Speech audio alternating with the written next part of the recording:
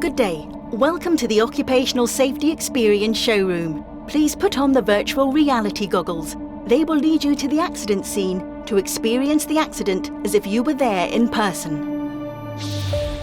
Now you are a welding worker working in a warehouse.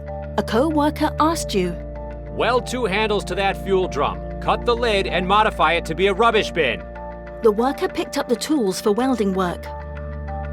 While the worker was welding a handle to the fuel drum, a flashover and explosion occurred suddenly.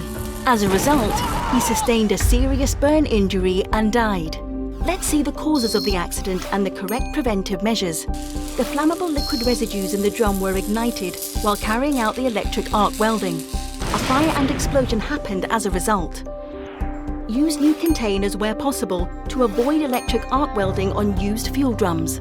If used fuel drums are utilized, adopt other work methods to replace electric arc welding. For example, use appropriate adhesives or manual cutting tools.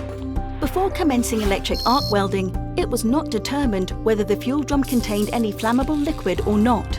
Before commencing electric arc welding, ensure the fuel drum does not contain or has not contained any flammable substances. If contained, the material safety data sheet of the flammable substances should be observed. Based on the characters of the flammable substances, select an appropriate method to remove the flammable substances inside the fuel drum, such as washing with a high-pressure water jet and suitable solvents. The fuel drum must be inspected again to ensure all flammable substances and residues have been completely removed. Safety is a shared responsibility. Let's join hands to make the workplace safe.